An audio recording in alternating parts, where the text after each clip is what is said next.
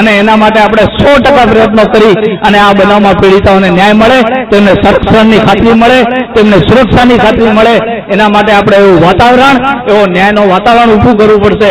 અને હજી પણ કે આની અંદર સરકારી વકીલ, રિટાયર્ડ જજ ની એક પેનલ બને, મહિલાઓ જે જાગૃત મહિલાઓ છે જે આ કેસની અંદર ઇન્વોલ્વ છે, જે આ કેસ લડવા માટેના પ્રયત્નો કરી છે, જે આ કેસમાં બેનને ન્યાય આપવા માટે પ્રયત્નશીલ છે, એવી મહિલાઓ, કલેક્ટર સાહેબ, રિટાયર્ડ જજ ની એક પેનલ બને અને તમામ સ્ટેટમેન્ટ કે જે ફરિયાદ લખાવવા માટે જે બેન કે આવે છે, એ પરિવારમાંથી કોઈ આવે છે, એને સંપૂર્ણ સુરક્ષા મળે એવા પ્રયત્નો આપણે કરવા જોઈએ. આજના કાર્યક્રમમાં ઉપસ્થિત તમામ ભાઈઓ અને બહેનો અને સાથે જે બારે ઉભેલા છે એમને પણ હું વિનંતી કરું છું કે આવો અને બેસો, કારણ કે આ એક માનવતાની ઘટના, માનવતા જો તમારા હૃદયમાં હોય મિત્રો અને જરાક પણ માણસાઈ હોય તો એના વિચારજો કે ઘટનાના આરોપી કોણ છે અને ઘટનામાં ભોગ બનનારી બેન કોણ છે. મને અફસોસ થાય છે કે માંડવી તાલુકાના એક ગામની આ ઘટના હતી, આવી જ ઘટના હતી પણ એ ઉજાગર નથી થઈ બહુ. એના માટે પણ આપણે આટલી જ હદે જાગવાની જરૂર હતી. અને જ્યારે રાપરની ઘટના હતી આપણા થોડાક સમય પહેલા, તો એ ઘટનાની અંદર જે રીતે લોકજુવાળ ઉભો થયો હતો એ રીતે લોકજુવાળ ઉભો થવો જોઈએ. અને આજે આ પીડિતાને ન્યાય મળે એના માટેના તમામ પ્રકારના પ્રયત્નો જે છે એ આપણે કરવા પડશે. હું અત્રે વિરામ લઉં છું અને આગળના કાર્યક્રમ માટે હું મોહસિનને વિનંતી કરું છું.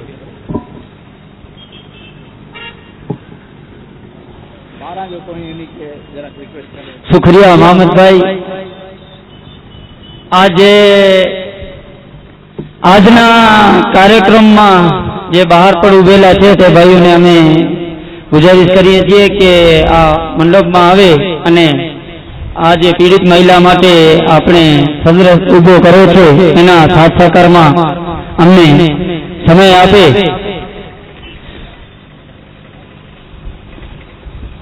આજે ફલાહુલ મુસ્લિમીન સંસ્થા પહેચાન અને મુસ્લિમ મહિલા મંચ દ્વારા ત્યાં ધરણાનું આયોજન કરેલ છે કે આપણા કચ્છ જિલ્લાના અંદર અબડાસા તાલુકાના નલિયા ગામે એક કચ્છી દીકરી ઉપર સામૂહિક દુષ્કર્મનો બનાવ બનેલ છે. આ જે બનાવ છે એ અખબારી માધ્યમ અને મીડિયા દ્વારા કચ્છના લોકો સુધી પહોંચ્યો અને ત્યારબાદ આ બનાવને ભરપૂર રીતે દબાવવાની કોશિશ કરવામાં આવી ને હજી પણ એવા કૃત્યો થઈ રહ્યા છે, એવા અહેવાલો પણ આપણે જાણવા મળી રહ્યા છે. ત્યારે જ્યારે પણ કોઈ કચ્છી દીકરી અથવા ભારતની કોઈ પણ નારી ઉપર આવો દુષ્કર્મ થાય ત્યારે એક ભારતીય તરીકે અને એક કચ્છી તરીકે આપણું ફરજ હોય છે કે આ બનાવને આપણે વખોડીએ અને આ બનાવમાં આપણે પીડિતાને પડખે રહીએ. ત્યારે આ સંસ્થાઓ દ્વારા અબડાસા નલિયા પીડિતા ન્યાય મંચની રચના કરવામાં ટૂંક સમયમાં આવશે. એની પહેલ રૂપે આજે આ એક ધરણાનું આયોજન કરવામાં આવેલ છે કે જે પીડિતાને દુષ્કર્મનો ભોગ બનેલ છે આ પીડિતાને ન્યાય મળે અને ન્યાય અને ઇન્સાફ એ આપવું એ તો વહીવટતંત્રનું કામ છે, એ કોઈ સંસ્થાનું કે આપણું કામ નથી. એટલે આપણે આજે વહીવટતંત્રના વડીલો એટલે ડીએસપી કચેરી અને કલેક્ટર કચેરી પાસે આપણે આ ધરણાનું આયોજન કરેલ છે કે જે પીડિતા સામૂહિક બળાત્કારનું ભોગ બનેલ છે અને આના સાથે કે અનેક વગદાર લોકો સગવડ છે તો પૂરી શક્યતાઓ છે કે આજે ન્યાય ન મળે, ન્યાયને દબાઈ દેવામાં આવે, કૂચલી દેવામાં આવે, ન્યાય માટે એને સજેસ્ટ કરવું પડે. એટલે આને ન્યાય માટે સજેસ્ટ ન કરવું પડે અને આને ન્યાય મળી જાય એટલા માટે આજે આપણે ધરણાનું આયોજન કરેલ છે. એના માટે આપણા સાથે અનેક સંસ્થાઓ છે ને આપણે અપીલ પણ કરી છે બીજી સંસ્થાઓને ને આ કાર્યક્રમને આપણે ધીરે ધીરે આગળ વધાવશું. એટલે હું ત્યાં આવેલી મહિલાઓ અને જે મારા નોજવાન ભાઈઓ છે એના આ વિશે હું ટૂંકમાં પરિચય લઈશ અને આ જે સામૂહિક ઘટના બની છે એના ઉપર પોતાનું મંતવ્ય અને માંગણી જે સરકાર સામે રાખ્યું એટલા માટે જ આપણે આ મંચ તૈયાર કર્યો છે. આપણે આ મંચ એટલા માટે તૈયાર કર્યો છે કે આપણે સરકાર સામે આ પીડિતા માટે ન્યાય માંગી શકીએ. તો કેવી રીતે આપણે જો માંગણીઓ હોય આપણી એ સરકાર સામે રાખવા માટે તમામ ભાઈઓને અથવા મહિલાઓને હું વિનંતી કરીશ એક એક કરીને એ આવે અને સરકાર સામે પોતાની રજૂઆત રાખે. આ મંચ આપણે એટલા માટે તૈયાર કર્યો છે અને દૂર દરાજ આપણા ભાઈઓ પણ જે જોવે છે તેને પણ અમે અપીલ કરીએ છીએ, આવો અને આપણી ગચ્છી દીકરી માટે ન્યાય માટે અમારી સાથે ઉભા રહો અને આપણે આપણી ગચ્છી દીકરીને ન્યાય અપાવીએ. એટલે માટે હું ગુજારિશ કરીશ સૌથી પહેલા મુસ્લિમ મહિલા મંચની પ્રમુખ આયશુબેન સમાને કે અહીંયા આવે અને પોતાના લફ્ઝોમાં પીડિતા માટે ન્યાયની ગુહાર કરે. આયશુબેન સમા.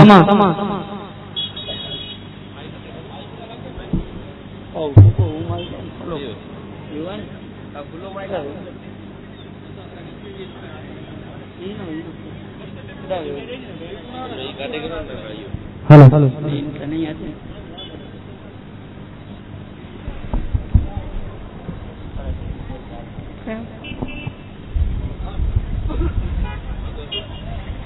આજે એ પ્રકાર છે, આપણી પોતાની દીકરી હોય તો આપણે આગળ વધીએ તો આ તો આપણી કચ્છની દીકરી છે, એના માટે આપણે આગળ આવો ખપે. તો બધા મહિલા થઈને આપણે સંગઠન બનાવીને આ મહિલા માટે આપણે એક ન્યાય લેવીએ બધા સંસ્થા સાથે મળીને.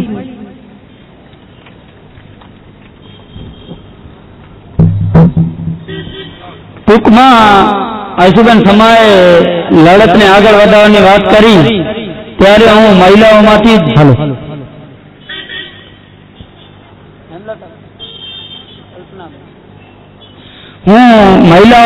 જ કલ્પનાબેનને આમંત્રિત કરીશ કે આ દુષ્કર્મ વિશે પોતાના વક્તવ્યો આપે.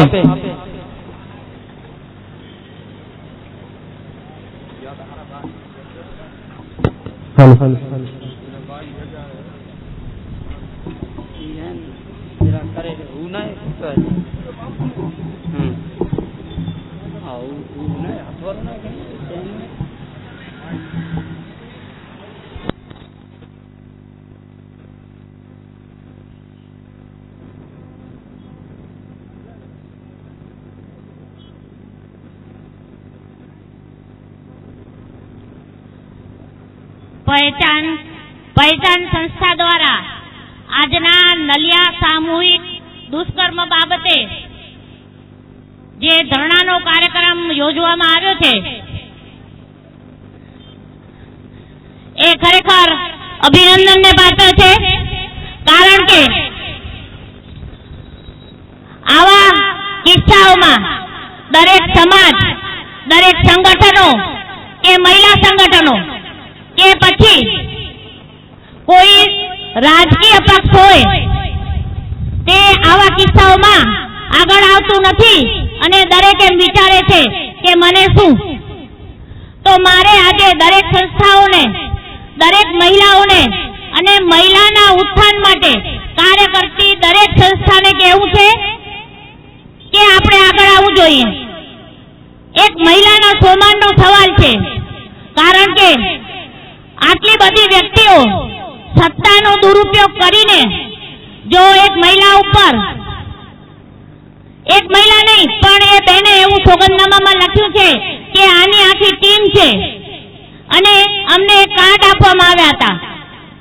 તો જો સરકાર સાચી હોય તો ખરેખર એક અમારી માગણી એવી છે કે એક તો સૌપ્રથમ આ કાર્ડ કયા પ્રકારના હતા એની જાંચ થવી જોઈએ.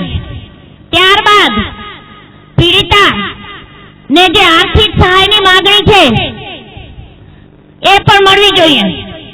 ત્યારબાદ જ્યાં સુધી ન્યાય ના આવે ત્યાં સુધી એને પૂરેપૂરું પોલીસ રક્ષણ પણ મળવું જોઈએ. કારણ કે અત્યારે એ બેનને નજરકેદ રાખવામાં આવ્યા છે. એક ફરિયાદી એને નજરકેદ રાખવામાં આવે એ પણ કેટલે અંશે યોગ્ય છે. સત્તા પક્ષ હોય, અત્યારે રાજકારણની આપણે વાત નથી કરતા, પણ જેણે દુષ્કર્મ કર્યું છે એ બધા ખરેખર સત્તાનો નશો ચડી ગયો એવું લાગી રહ્યું છે. કારણ કે સત્તાના મતમાં આવીને કોઈ પણ સ્ત્રીને આટલી હદે હેરાન ન કરી શકાય. જે બેન નોકરી માટે એની પાસે ગઈ હોય અને એને સેલેરી માટે ઘરે બોલાવવામાં આવે તો જે તે ભાઈ આ દુષ્કર્મ આચર્યું છે એને પગાર પોતાની ઓફિસમાં પણ આપી શકતા હતા. આ પણ એક વિચારવા જેવો પ્રશ્ન છે. મારે આ નરાધમોને કહેવું છે કે હે નર, તું ખુદ એક નારીમાં સમાયેલો છો. જો બચ્ચાઓમાં આવો એક પ્રશ્ન બનેલો હતો, તારે દરેક સંસ્થાઓ ચૂપ હતી. ગાંધીધામમાં બનેલો બનાવ હતો ત્યારે દરેક સંસ્થા ચૂપ હતી. રાપરમાં બનાવ બનેલો હતો ત્યારે પણ બધી સંસ્થાઓ ચૂપ હતી. જાગૃત નાગરિકો પણ ચૂપ હતા.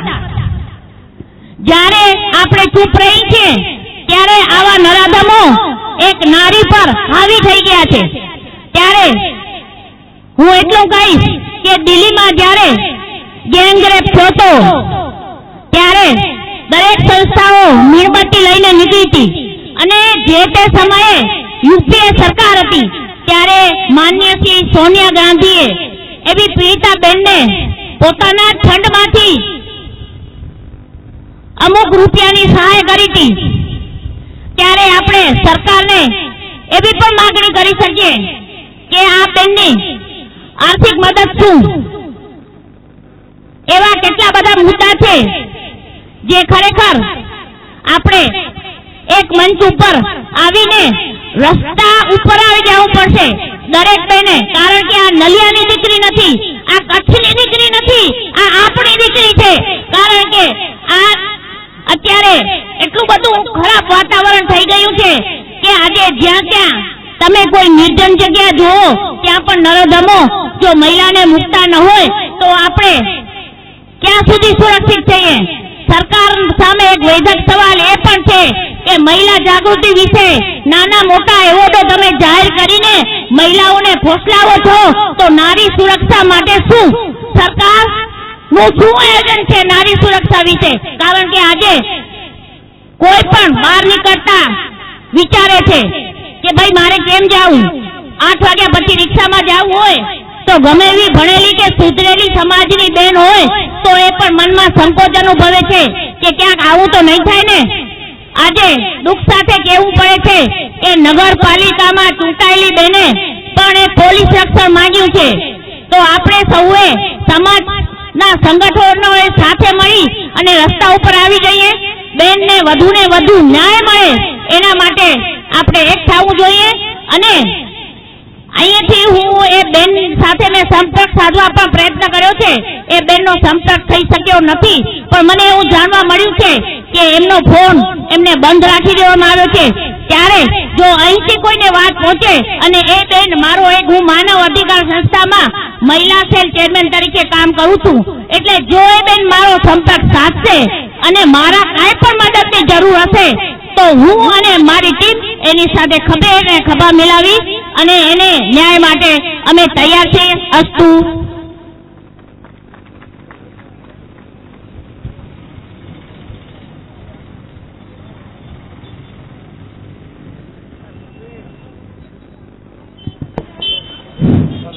શુક્રિયા બેનને સારી રીતે વિસ્તારથી સમજાવ્યો કે પીડિતા કેવી અસુરક્ષિત મહેસૂસ કરી રહી છે. આજે કચ્છના અંદર એક નગરસેવક બેનને પણ પોતાના રક્ષણ માટે આપણે ડીએસપી સાહેબને અરજી કરવી પડી છે.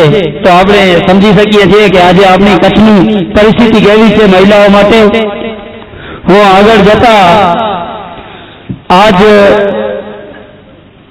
બનાવમાં વક્તવ્ય આપવા માટે આપણા અહીંયા અનેક યુવાનો અને મહિલાઓ ઉપસ્થિત છે. ત્યારે હું હુસનભાઈ ખેબાને વિનંતી કરીશ કે પોતાના મંતવ્ય સરકાર સામે રાખે અને પીડિતાને ન્યાય માટે ગુહાર કરે.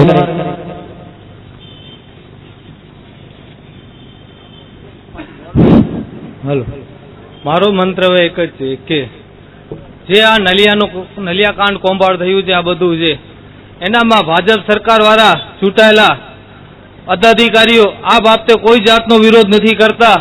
તો મારે એ લોકોને એક જ પ્રશ્ન કહેવું છે કે તમે આનો વિરોધ નથી કરતા તો કચ્છીઓને પણ હું કહેવા માંગુ છું, તમે એ લોકોનો વિરોધ કરો કે જ્યાં કને રિબિન કાપવા જાય ત્યાં એ લોકોનો વિરોધ કરવો જોઈએ. તો એ લોકોને ખ્યાલ આવે કે અમે રિબિન કાપી છે ત્યારે વિરોધ થાય છે કે આ પ્રકારે અમે શું કામ વિરોધ નથી કરતા.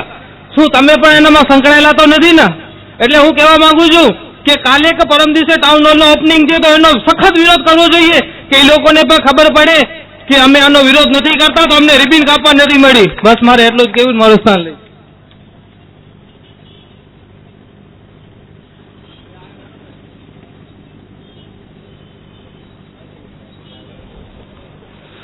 बहरों को सुनाने के लिए धमाके की जरूर पड़ती है. એવો જ કઈ વક્તવ્ય આજે હુસનભાઈએ આપ્યો છે.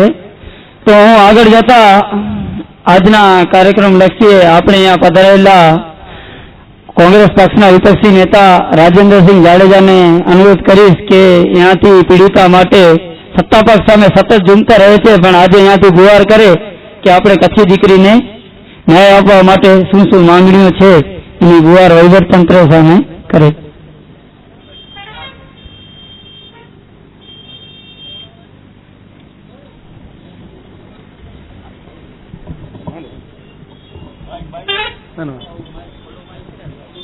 ફુલાહોલ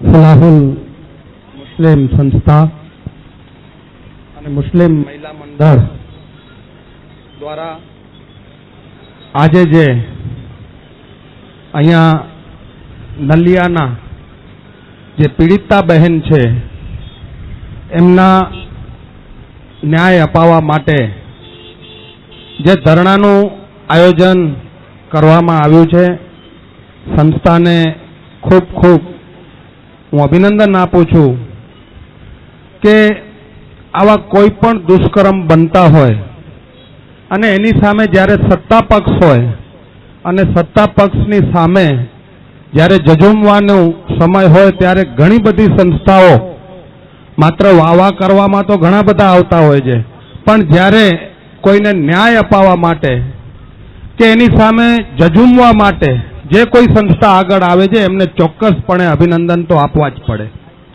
હું આ સૌ યુવા કાર્યકરોને ખૂબ અભિનંદન આપું છું કે એમણે જે પહેલ કરી છે.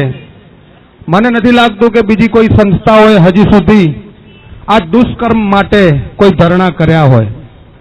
ઘણા સમયથી આ પ્રકરણ જે મીડિયાએ ઉજાગર કર્યું, પત્રકાર મિત્રોને પણ ખૂબ ખૂબ અભિનંદન આપીએ છીએ કે આ દુષ્કર્મમાં જે કોઈ પણ વ્યક્તિઓ જે આની અંદર સામેલ છે, જેણે આ દુષ્કર્મ કર્યું છે, એમને સજા મળે અને પીડિતાને સાચો ન્યાય મળે એ બાબતનો જ હેતુ આ બધા લોકોનો છે.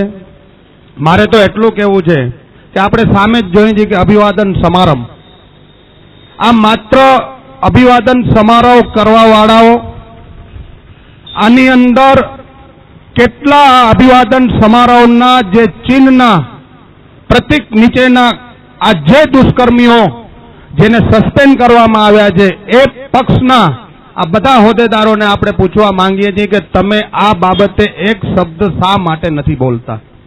નાની નાની વાતોમાં, નાની નાની સમસ્યાઓમાં, નાના નાના જેમ હુસેનભાઈએ કીધું કે રિબિન કાપવામાં મીડિયાઓને સાથે રાખી અને તમે તમારા પ્રશ્નો લોકો સુધી આપો છો કે અમે આ વિકાસ કર્યો, તો શું આવા વિકાસો કચ્છના ઝંખે છે?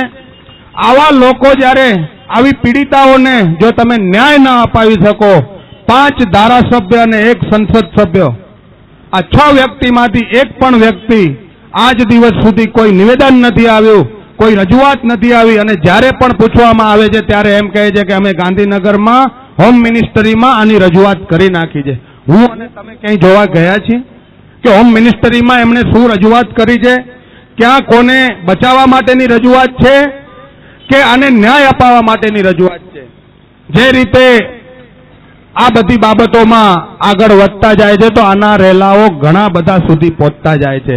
આજે તો એક એવું પણ આવ્યું છે કે માધાપરના યુવા નેતાઓ જે યક્ષ મંદિરથી જે આજુબાજુની સોસાયટીઓ, ગોકુલધામ હોય કે ક્યાંય હોય, મંદિરના બાને મંદિરના દર્શન કરવા આવે અને ત્યાંથી જે આવા કૃત્યો કરતા હોય છે, આવા વ્યક્તિઓને પણ બારે કાઢવાની પોલીસની ફરજ છે. પણ શા માટે પોલીસના મિત્રો ચૂપ છે એ સમજણ નથી પડતી.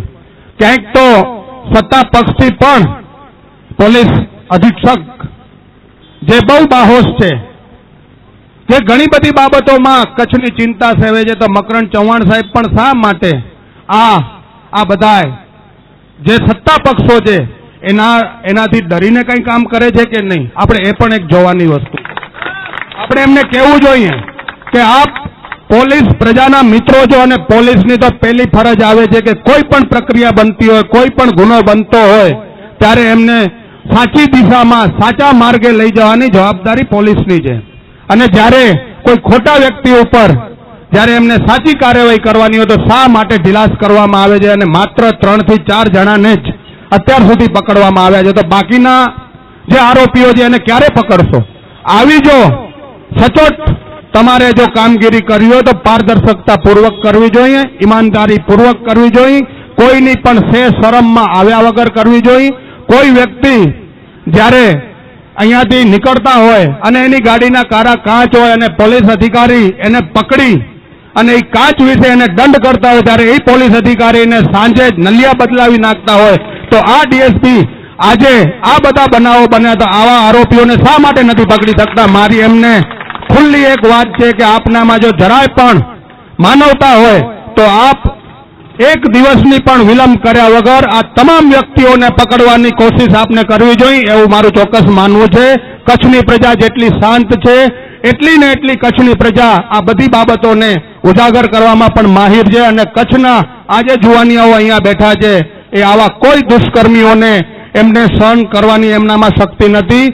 જો આપ નહીં જાગો તો જુવાનો જાગશે અને એના આગળની જવાબદારી આપ સૌ તંત્રની રહેશે એવી મારી આપને એક અપીલ પણ છે, એક ચેતવણી પણ છે.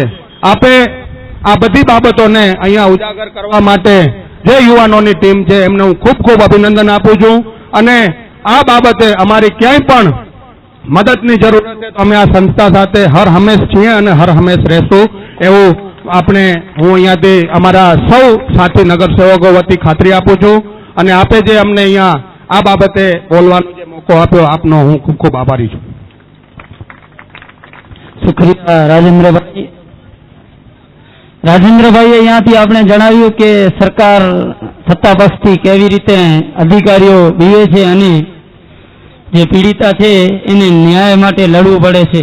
પણ જો આવું લાંબા સમય સુધી ચાલશે તો એક મોટો લોકજુવાળ ઉભો થશે જેનું સીધો નુકસાન સત્તા પક્ષને થવાનું જ છે. આપણે અહીંયા આવેલા જાગૃત નોજવાનો પૈકી એક નોજવાન છે જેને હું આમંત્રિત આપીશ, ઇમરાનભાઈ નોડે હું આમંત્રિત આપીશ. ઇમરાનભાઈ નોડેનું આમંત્રણ આપીશ કે અહીંયાથી કચ્છની પ્રજા અને વહીવટતંત્રને પીડિતા માટે ગુહાર કરે.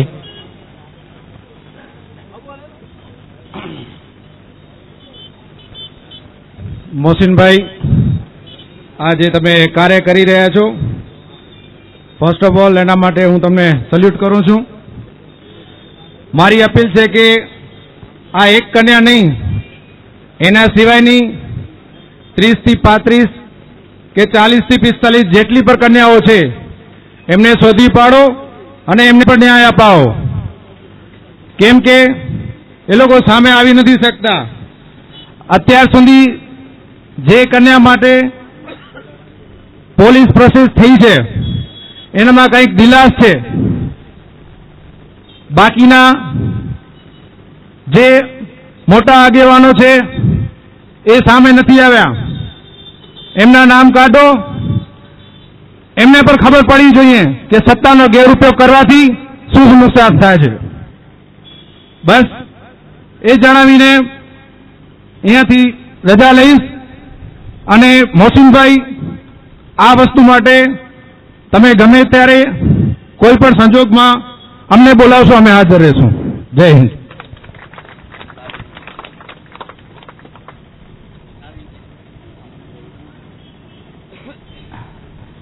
સાથીઓ, ફરી એક આ જ વાત છે કે આપણી અંદર જે લોકજુવાળ ઊભો થવો જોઈએ એ લોકજુવાળ ઊભો કરવા માટે આપણે શું કરવું પડશે અને કઈ રીતે કરવું પડશે એ આગળનો મુદ્દો છે. આજે જે પીડિતા છે એના ન્યાય માટે આ સંસ્થાએ કાર્યક્રમ રાખ્યો છે, એટલે આ સંસ્થાનો કાર્યક્રમ નથી. અહીંયા પાર્ટીઓના કોઈ પદાધિકારીઓ હાજર હોય તો પાર્ટીઓના પદાધિકારીઓનો કાર્યક્રમ નથી, પરંતુ આ કાર્યક્રમ જે છે એ શર્મસાર ઘટના બની છે, જે માનવતાને સખત નુકસાન પહોંચાડે એવી ઘટના છે, અને માનવતા ઉપર અત્યાચાર થયો છે એની આ ઘટના છે. માટે એક વસ્તુ કે ભુજની અંદર અને કચ્છભરમાં જે પણ માણસના મનમાં હૃદય રડકતું હોય અને જેને આ દુઃખ અને આ ઘટના વિશે શરમ આવતી હોય એવા દરેક નાગરિક ભાઈઓ અને બહેનોને વિનંતી છે કે આ મુદ્દા ઉપર કોઈ પણ પોતાનું મંતવ્ય મૂકવા માંગતા હોય તો એ લોકો અહીંયા આવીને પોતાનું મંતવ્ય મૂકે. આગળ માટે હું વિનંતી કરીશ લાલીબેન આદિવાલને કે તેઓ અહીંયા આવે અને પોતાનું મંતવ્ય મૂકે. લાલીબેન આદિવાલ.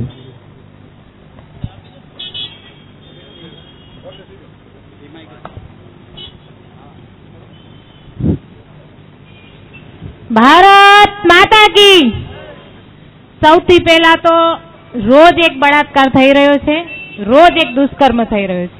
અમુક એવા બહેનો છે જે જ્યારે સામે આવે છે અને કોશિશ કરે છે તો એમને ન્યાય મળતો નથી. એટલે આપણે સૌથી પહેલા તો મહિલાઓને હું કે આવા જ્યારે આપણા ઉપર દુષ્કર્મો થતા હોય છે ત્યારે શરમ મહિલાઓને શું કામ આવે છે, એ ભાઈને શું કામ નથી આવતી? શરમજનક ઈ બેન શું કામ હોય છે, એ ભાઈ શું કામ નથી હોતું? અને જે કોઈ બેન જ્યારે ન્યાય માટે જાતી હોય છે તો એને ન્યાય માંગવા માટે શરમ શું કામ આવે છે? એને ન્યાય મળતો શું કામ નથી? આ નારી જ્યારે રણચંડી બની જશે ને ત્યારે એને કોઈ કાનૂનની જરૂર નહીં પડે, કોઈ ભાઈની જરૂર નહીં પડે. આ તો મર્યાદામાં રહે છે એટલે ઠીક છે. જ્યારે એની મર્યાદા ઉલ્લંઘી નાખશે ને ત્યારે એ દુષ્કર્મ કરવાવાળાઓને મહિલાઓ સામે જોવાની તાકાત બી ઊભી નહીં થાય. એટલે હું બધા જે કોઈ આજે સૌથી પહેલા તો ના હિન્દુ ના મુસ્લિમ માનવતાની રીતે આજે જ્યારે આપણે બધા આગળ આવ્યા છીએ ત્યારે આ સંસ્થાને ખૂબ ખૂબ અભિનંદન પાઠવું છું. અને એવી દરેક મહિલાને જેની સામે એવું કઈ થતું હોય એ ચૂપ ના બેસે, આગળ આવે અને આવા દુષ્કર્મ કરવા વાળાઓને એવી સજા મળે કે એ બીજી વાર વિચાર બી ન કરે મનમાં કે આવું એ કઈ કરી શકે છે. અને હમણાંની જ વાત છે, આવા દુષ્કર્મો જયારે થાય છે ને ત્યારે હમણાં જ અમારી પાસે એક કેસ એવો આવે છે જેમાં આવા મોટા મોટા માતાઓ